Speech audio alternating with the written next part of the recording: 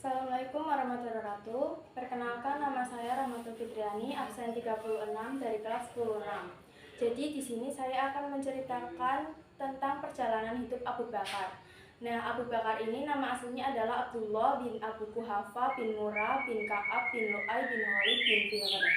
Abu Bakar lahir di kota Mekah pada tanggal 27 Oktober 573 Masehi dan wafat pada 23 Agustus 634 Masehi. Abu Bakar merupakan khalifah pertama yang berkuasa dari 8 Juni 632 Masehi sampai 23 Agustus 634 Masehi atau 2 tahun 3 bulan 10 hari. Abu Bakar ini berasal dari suku Quraisy, lebih tepatnya di Bani Taim. Ayahnya bernama Abu Quhafah dan ibunya bernama Salma binti Sahar.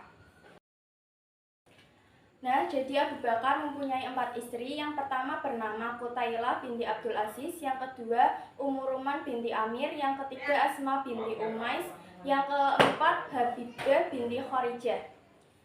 Dari keempat istri itu, Abu Bakar memiliki 6 anak. Yang pertama bernama Abdullah, yang kedua Abdurrahman, yang ketiga Muhammad, yang keempat Asma, yang kelima Aisyah, yang keenam Ummu Kulsum. Profesi Abu Bakar tuh dari dulu sama seperti Nabi Muhammad SAW, yaitu sebagai pedagang. Nah, Abu Bakar menjadi pedagang kain sejak umur 18 tahun, kurang lebih pada tahun ke-591 Masehi. Terus Abu Bakar juga mengikuti seperti perang-perang. Nah, di situ tuh ada 4 perang.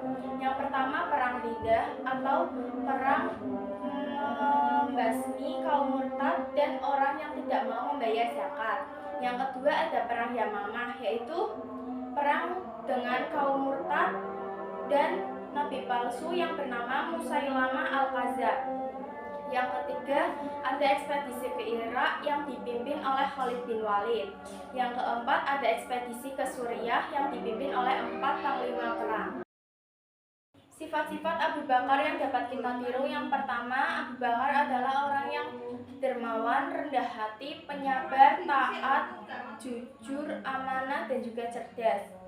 Abu Bakar merupakan salah satu as-sabiqunal awwalun. Abu Bakar diberi gelar as-siddiq karena Abu Bakar telah membenarkan peristiwa Isra Mi'raj Nabi Muhammad SAW. Abu Bakar dianggap menjadi khalifah karena pernah mendampingi Rasulullah ketika bersembunyi di gua saat hijrah ke Madinah. Terus Abu Bakar dianggap menjadi khalifah juga karena Abu Bakar pernah menggantikan imam sholat saat Nabi sakit.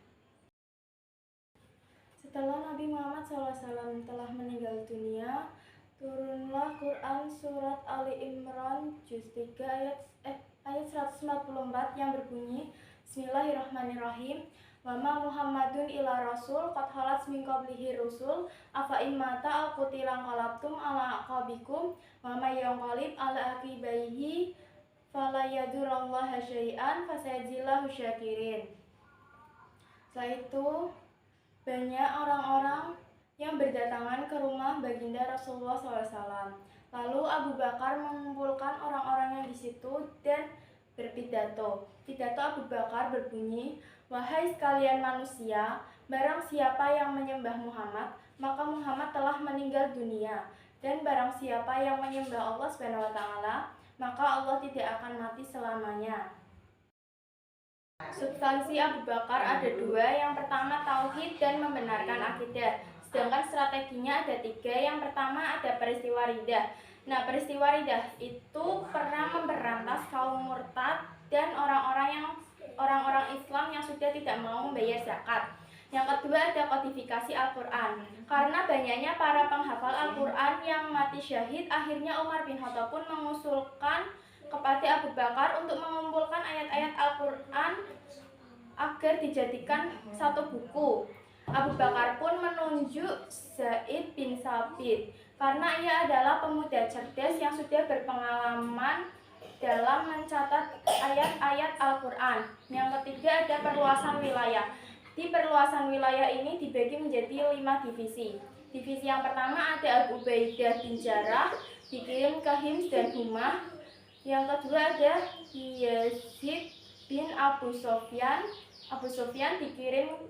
Yazid bin Abu Sofyan dikirim ke Damaskus. Yang ketiga ada Syurahbil bin Hasanah dikirim ke Yordania. Yang keempat ada Amr bin As dikirim ke Palestina, dan yang terakhir ada Ikrimah bin Abu Jahal yang membantu 4 divisi di atas. Setelah Rasulullah SAW telah meninggal dunia, para kaum muslimin pun berkumpul di balai pertemuan yang bernama Sakifah Bani Sa'idah untuk menentukan siapa penerus Rasulullah SAW. Kaum Ansor mencalonkan satu orang yang bernama Sa'ad bin Ubadah, sedangkan kaum Muhajirin mencalonkan 2 orang yang bernama Umar bin Khattab dan Abu Ubaidah. Dari ketiga orang ini yang terpilih adalah Umar bin Khattab. Namun Umar bin Khattab mengusulkan, apakah tidak Abu Bakar saja yang menjadi khalifah, karena Abu Bakar telah masuk Islam lebih dulu dibanding Umar bin Khattab. Para kaum Ansor dan kaum Muhajirin pun menyetujui pendapat Umar.